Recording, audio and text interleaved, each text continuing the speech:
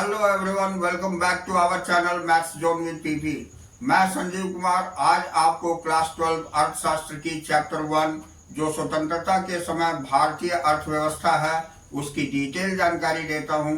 तो आइए स्टार्ट होते हैं अब।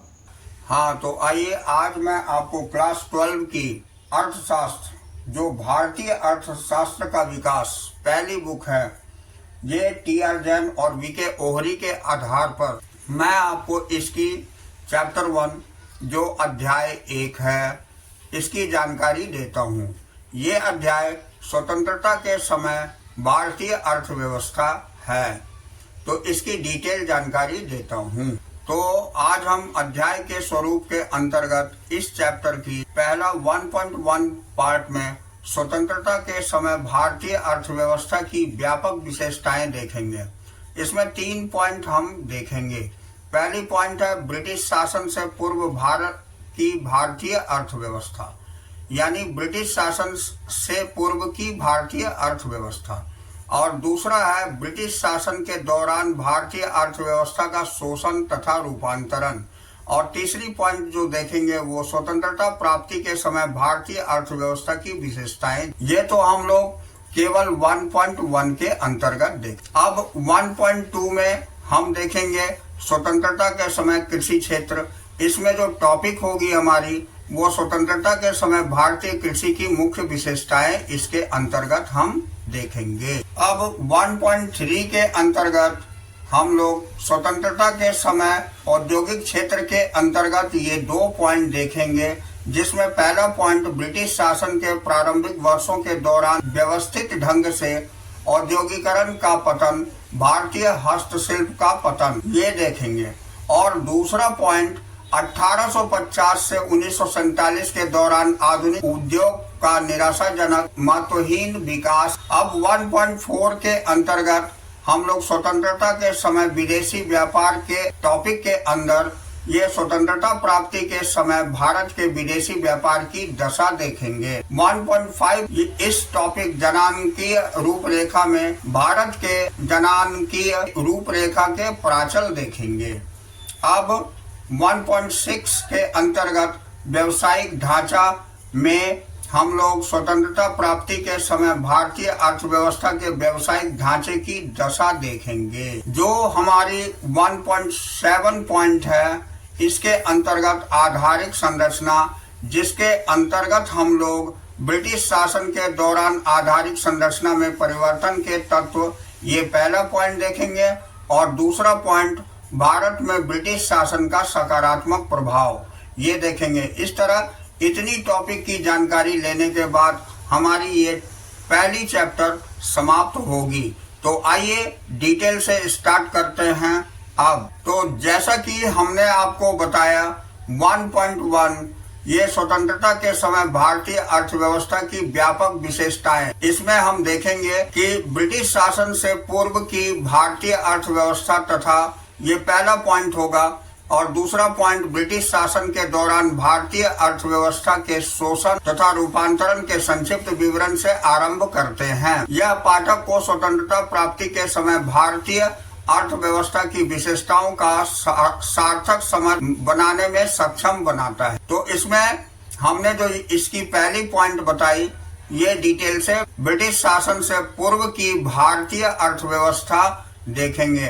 तो इसके अंतर्गत जो मेन टॉपिक्स है उसको हम डिटेल से देखते हैं। तो इसमें देखते हैं हम ये फर्स्ट पॉइंट हमारी ब्रिटिश शासन से पूर्व भारतीय अर्थव्यवस्था एक कंपायमान जीवंत तथा समृद्ध अर्थव्यवस्था थी। दूसरा पॉइंट कृषि के संदर्भ में यह एक स्वनिहित ग्रामीण अर्थव्यवस्था थी जहां कृषक ही भूस्वामी थे।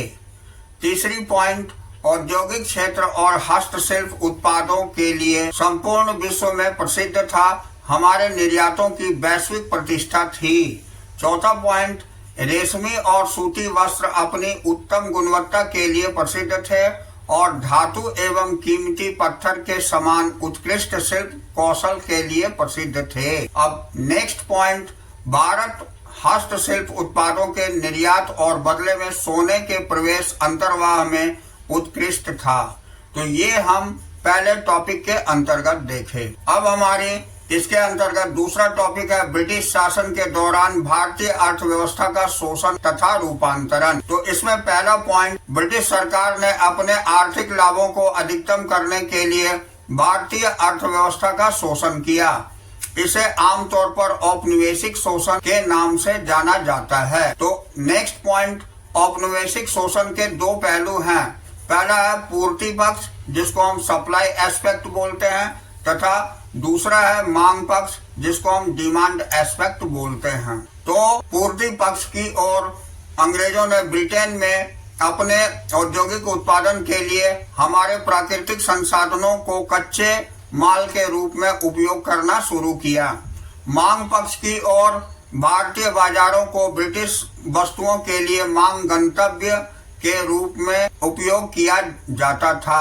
अब नेक्स्ट, तदनुसार भारतीय हस्तशिल्प उद्योग पूरी तरह से नष्ट हो गया। अब नेक्स्ट पॉइंट इसमें है कि हस्तशिल्प उद्योग के विनाश का अर्थ हमारे हस्तशिल्प उत्पादों के निर्यात की वैश्विक प्रतिष्ठा का विनाश होना भी है। इसके बाद नेक्स्ट पॉइंट, किसानों से भू राजस्व की उच्च मांग के माध्यम से कृषि क्षेत्र का व्यवस्थित ढंग से शोषण किया गया। नेक्स्ट पॉइंट, जब किसान भू राजस्व की बढ़ती मांग का सामना करने में विफल रहे तो उन्हें भूमि के स्वामी के रूप में बेदखल कर दिया गया। कृषि ने किसानों द्वारा पुनः निवेश यानी री इन्वेस्टमेंट के लिए अधिशेष उत्पादन करना बंद कर दिया। नेक्स्ट पॉइंट, अतः ब्रिटिश शासन के दौरान भारतीय अर्थव्यवस्था पूरी तरह से रूपांतरित कर दी गई या उलट दी गई। एक कंपायमान तथा समृद्ध अर्थव्यवस्था को पिछड़ी तथा गतिहीन अर्थव्यवस्था के रूप में परिवर्तित कर दिया गया। तो ये हमारी नेक्स्ट टॉपिक थी। अब हम अगला टॉपिक देखेंगे, स्वतंत्रता प्राप्ति के समय भारतीय अर्थव्यवस्था की विशेषताएं। तो ब्रिटिश शासन के दौरान उनके शोषण के परिणाम स्वरूप भारतीय अर्थव्यवस्था ने स्वतंत्रता प्राप्ति के समय निम्नलिखित विशेषताएं प्रकट की, जो हम नीचे एक फ्लो चार्ट से देख सकते हैं। तो इसमें पहला है गतिहीन अर्थव्यवस्था। ये भारतीय अर्थव्यवस्था की विशेषताएं स्वतंत्रता के समय दिखाया गया है। तो पहला इसमें गतिहीन अर्थव्यवस्था है, दूसरा पिछड़ी हुई अर्थव्यवस्था है, तीसरा कृषि का प्रभुत्व है, चौथा निराशाजनक औद्योगिकरण है, पांचवा आयातों पर भारी निर्यात है, और छठा सीमित शहरीकरण है, और सातवां अर्ध सामंती अर्थव्यवस्था है। तो इस तरह 7 पहलू हैं जिस पर हमारी भारतीय अर्थव्यवस्था की विशेषताएं व्यक्त करती है। तो अब हम आगे देखेंगे, जिसे हमने डायग्राम में देखा उसकी पहली थी हमारी गतिहीन अर्थव्यवस्था। तो स्वतंत्रता प्राप्ति के समय भारतीय अर्थव्यवस्था पूर्ण रूप से एक गतिहीन अर्थव्यवस्था थी। गतिहीन अर्थव्यवस्था उस अर्थव्यवस्था को कहते हैं जिसमें आय में बहुत कम या कोई भी वृद्धि नहीं होती है। अब देखिए उसका वजह, ब्रिटिश सरकार ने कभी भारत की राष्ट्रीय अथवा प्रति व्यक्ति आय का आकलन करने का प्रयास नहीं किया। हालांकि Dadabhai Naoroji, William Digby, Findlay Shirras, BKRV Rao और RC देसाई कुछ उल्लेखनीय व्यक्ति थे जिन्होंने भारत की राष्ट्रीय एवं प्रति व्यक्ति आय का आकलन करने का प्रयास किया था। बेशक इस आकलन से परस्पर विरोधी परिणाम पाए गए। अब नेक्स्ट टॉपिक हम देखते हैं। ज्यादातर अनुमानों से पता चलता है कि 20वीं सदी की पहली छमाही में देश के कुछ वास्तविक उत्पाद की वृद्धि दर 2% से कम थी और प्रति वर्ष प्रति व्यक्ति उत्पाद की वृद्धि दर 0.5% थी। लोगों का जीवन स्तर बहुत नीचा था। महामारी और भुखमरी बार बार होने वाली घटनाएं थी। अब दूसरा टॉपिक हम देखेंगे, इसके अंतर्गत पिछड़ी हुई अर्थव्यवस्था यानी बैकवर्ड इकोनॉमी। तो स्वतंत्रता प्राप्ति के समय भारतीय अर्थव्यवस्था एक पिछड़ी हुई अर्थव्यवस्था थी। पिछड़ी हुई अर्थव्यवस्था वह अर्थव्यवस्था है जिसमें प्रति व्यक्ति आय बहुत कम होती है।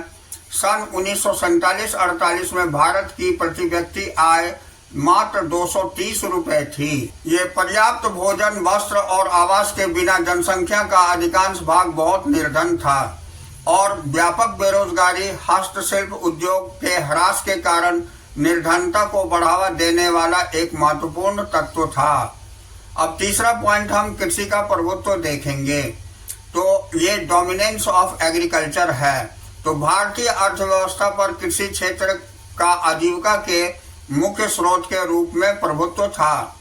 अब भारत की जनसंख्या का लगभग 80% यानी प्रत्यक्ष या अप्रत्यक्ष रूप से अपनी जीविका के लिए कृषि पर निर्भर थी। अब कार्यशील जनसंख्या का लगभग 70% भाग कृषि में लगा हुआ था। तो यहाँ तक हमने देखा, अब आगे हम देखें। हालांकि कृषि के प्रभुत्व के बावजूद ग्रामीण भारत में अकाल एवं आवर्ती घटना थी। खाद्यान्न की कमी और भूखमरी से मृत्यु गंभीर चुनौतियों के रूप में मौजूद रही। निम्न उत्पादकता यानी प्रति एकड़ उत्पादन ने कृषि को पिछड़ेपन की स्थिति में रखा। अब नेक्स्ट टॉपिक हम निराशाजनक औद्योगिकरण देखेंगे। तो इसमें ये ब्लिक इंडस्ट्रियलाइजेशन कहलाती है। तो ब्रिटिश शासन से पूर्व भारत में औद्योगिक क्षेत्र अपने हस्तशिल्प उद्योग के लिए अच्छी तरह से जाना जाता था, परंतु ब्रिटिश शासन की विभेद मूलक नीतियों के कारण इसका व्यवस्थित ढंग से पतन हुआ। इसमें स्वतंत्रता के समय छोटे पैमाने के उद्योग और कुटीर उद्योग लगभग नष्ट हो गए थे और भारी उद्योग की समृद्धि निराशाजनक थी और पूंजीगत वस्तुओं की भारी आवश्यकता के लिए भारतीय उद्योग ब्रिटेन से आयात पर निर्भर थे। अब हम अगला टॉपिक आयातों पर भारी निर्भरता यानी हैवी डिपेंडेंस ऑन इंपोर्ट्स देखेंगे। तो देश को मशीनरी और उत्पादन के अन्य उपकरणों के लिए आयात पर बहुत अधिक निर्भर रहना पड़ता था। अब देश के सशस्त्र बल भी अधिकांश रक्षा उपकरणों के लिए विदेशी आयात पर बहुत अधिक निर्भर थे। इसके अलावा कई उपभोक्ता वस्तुओं जैसे सिलाई मशीन, दवाइयाँ, मिट्टी का तेल, साइकिल इत्यादि का विदेशों से आयात किया जाता था। नेक्स्ट टॉपिक हम सीमित शहरीकरण यानी लिमिटेड अर्बनाइजेशन देखेंगे। तो स्वतंत्रता प्राप्ति के समय भारत की अधिकांश जनसंख्या गांवों में रहती थी। सन 1948 में केवल 15% जनसंख्या शहरी क्षेत्र में रहती थी, जबकि 85% गांव में रहती थी।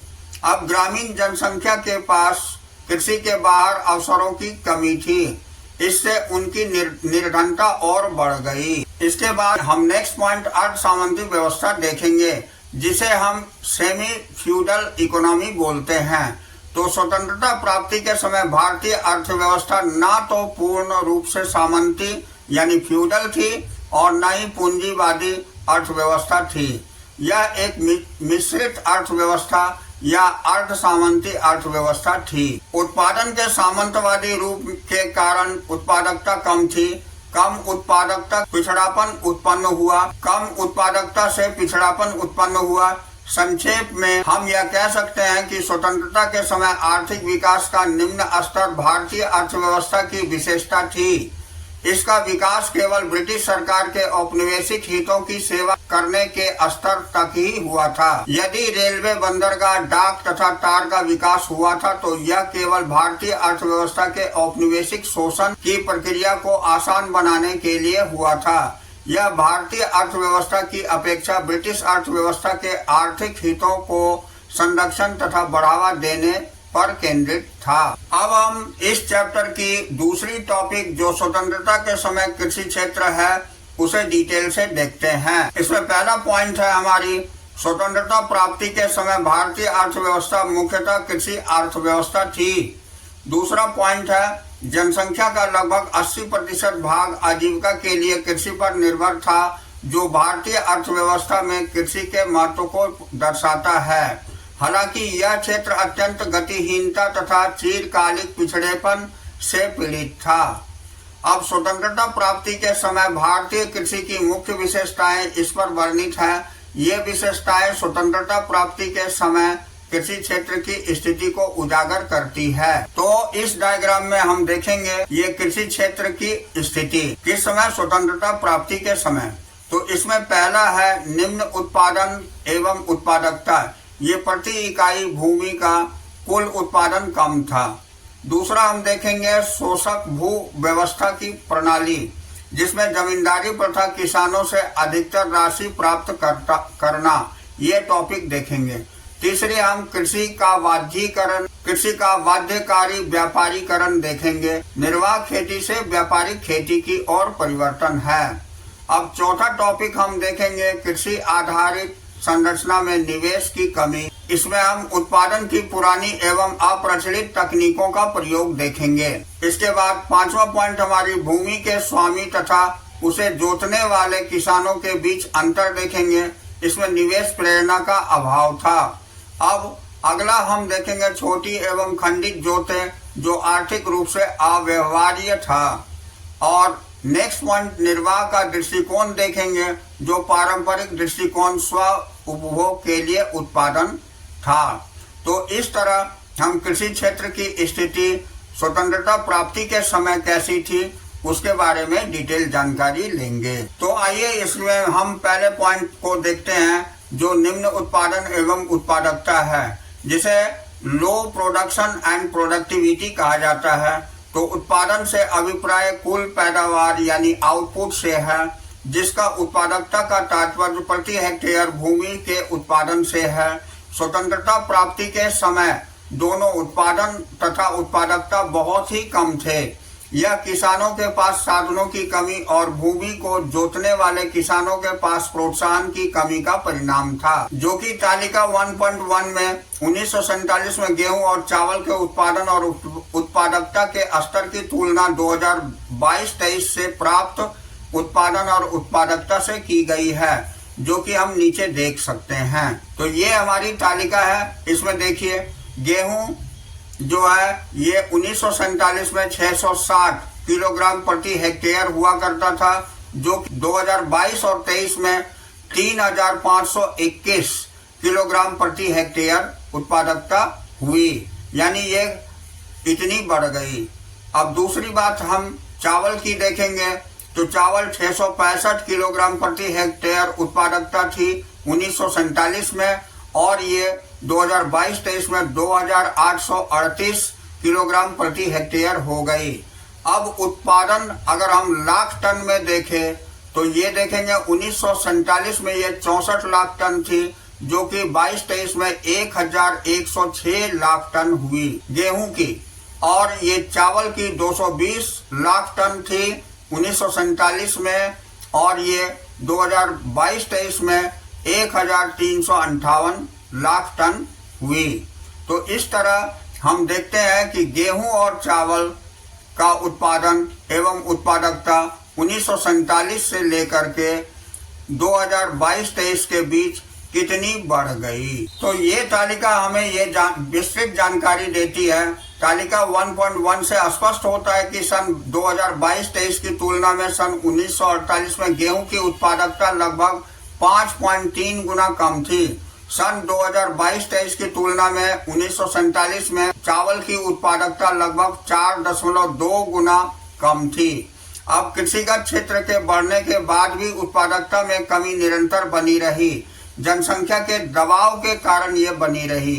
अब इसी भांति सन 2022-23 की तुलना में सन 1947 में गेहूं की उत्पादन का स्तर 17.2 गुना तथा चावल का लगभग 6.1 गुना कम थी। अब हम अगला टॉपिक इसी के अंतर्गत शोषक भू व्यवस्था प्रणाली देखेंगे, जिसे हम एक्सप्लॉयटेटिव लैंड सेटलमेंट सिस्टम बोलते हैं।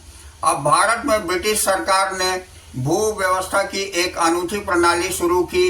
इसमें सरकार भूस्वामी और भूमि को जोतने वाले किसानों के बीच एक त्रिकोणीय संबंध को स्थापित किया।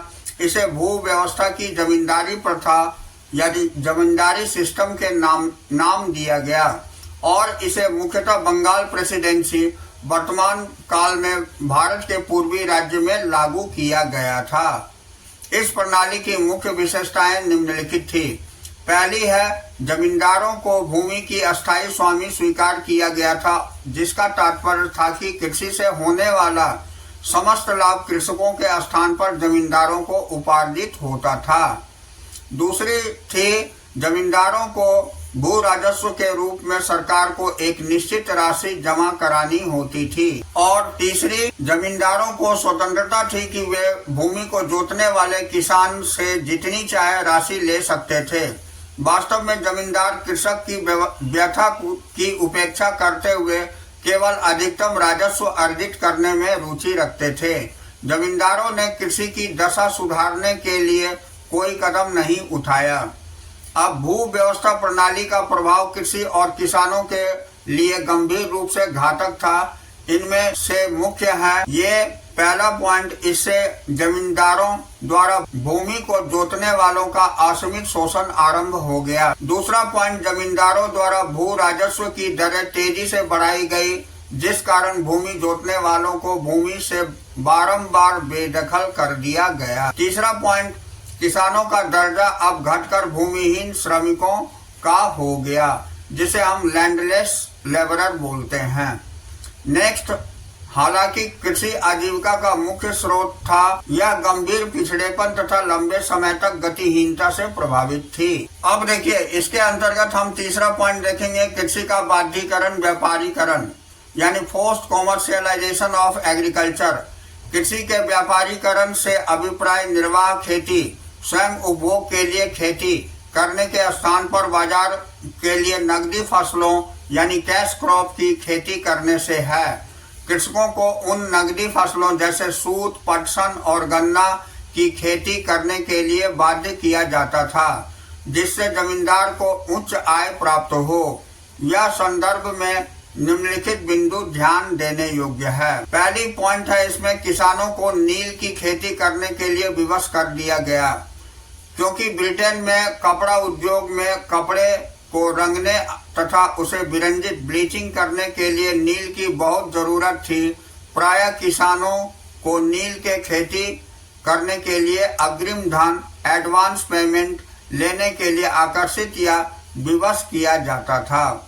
दूसरी पॉइंट, व्यावहारिक फसलों के उत्पादन के कारण निर्वाह खेती करने वाले किसानों को स्वयं के निर्वाह के लिए बाजार की अनिश्चितताओं का सामना करना पड़ा। अब अगला पॉइंट, इसमें निर्वाह फसलों के स्थान पर नकदी फसलों की खेती करने के कारण किसानों की उधार लेने की आवश्यकता में बढ़ोतरी हुई, जिस कारण उनकी अस्थायी ऋण ग्रस्तता बनी रही। अब हम नेक्स्ट पॉइंट, इसमें कृषि आधारित संरचना में निवेश की कमी देखेंगे, जो lack of investment in agricultural infrastructure कहलाती है। औपनिवेशिक सरकार तथा जमींदारों की कृषि आधारित संरचना में निवेश को प्रोत्साहित करने की कोई रुचि नहीं थी। इसमें सिंचाई की अस्थायी साधन उपलब्ध नहीं थे। कृषि क्षेत्र वर्षा पर बहुत अधिक निर्भर था और इसलिए इस क्षेत्र में अनिश्चितता बनी रही। बाढ़ नियंत्रण, जल निकासी और मिट्टी का अलवणीकरण, डिसैलिनेशन, जिनमें इस क्षेत्र की उत्पादकता बढ़ सकती थी, इन तत्वों की पूरी तरह से अवहेलना की गई। अब नेक्स्ट पॉइंट, हम इसके अंतर्गत भूमि के स्वामी तथा उसे जोतने वाले किसानों के बीच अंतर देखेंगे, जो gulf between owners of the soil and tillers of the soil कहा जाता है। अब ब्रिटिश शासन के दौरान कृषि की एक विशेषता यह भी थी कि भूमि के स्वामी तथा भूमि को जोतने वाले किसानों के बीच अंतर था। तो इसमें हम देखेंगे कि भूमि के स्वामी फसल के हिस्सेदार तो थे, किंतु उत्पादन की लागत में उनका कोई हिस्सा नहीं होता था और भूस्वामियों का एकमात्र उद्देश्य लगान आय फसल के हिस्से के रूप में को अधिकतम करना था। अब अगला पॉइंट, भूमि पर खेती करने वाले किसानों को जो पारिश्रमिक प्राप्त होता था, उसमें वे केवल अपना निर्वाह कठिनता से ही कर पाते थे। नेक्स्ट पॉइंट, अतः भूमि को जोतने वाले किसानों के पास निवेश करने के लिए संसाधन नहीं थे, जबकि भूमि के स्वामियों की कोई रुचि नहीं थी। अब इसका अगला पॉइंट, कृषि की गतिहीनता तथा पिछड़ापन इसका स्पष्ट परिणाम था। अब अगली पॉइंट हम देखेंगे, छोटी एवं खंडित जोतें, जो small and fragmented land holdings कहलाती है। तो जोतें छोटी होने के कारण खंडित थी। तदनुसार अधिकांश जोतें अनार्थिक यानी अनइकोनॉमिक थी, जिस पर उच्च लागत पर कम उपज होती थी। अब नेक्स्ट पॉइंट निर्वाह का दृष्टिकोण देखेंगे, जिसको हम सब्सिस्टेंस और आउटलुक बोलते हैं।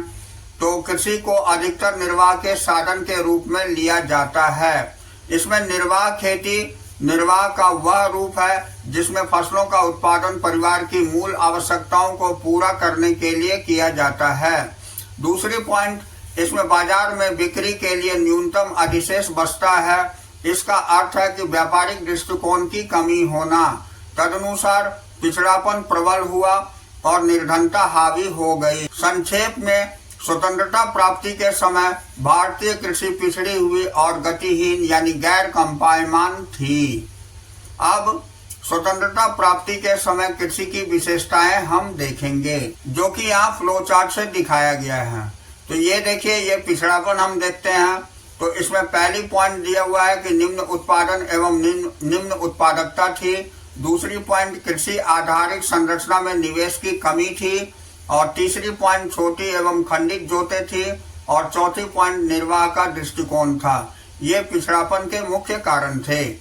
अब गतिहीनता इसमें देखेंगे तो पहला पॉइंट, ब्रिटिश राज्य में शोषक भू व्यवस्था प्रणाली थी। दूसरा पॉइंट, कृषि का बाध्यकारी व्यापारीकरण था। और तीसरा पॉइंट, भूमि के स्वामी तथा उसमें जोतने वाले किसानों के बीच अंतर था। तो आज मैं आपको इसी पॉइंट पर रखता हूँ। अगले दिन मैं यहाँ से आगे बढ़ूंगा। तो अगले दिन की टॉपिक हमारी होगी ये यहाँ से शुरू, स्वतंत्रता के समय औद्योगिक क्षेत्र। इस जगह से हम लोग अगले दिन लेके चलेंगे। तो आज के लिए इतना ही। नेक्स्ट डे हम लोग फिर मिलते हैं। That's all for today. We will meet again on the next class.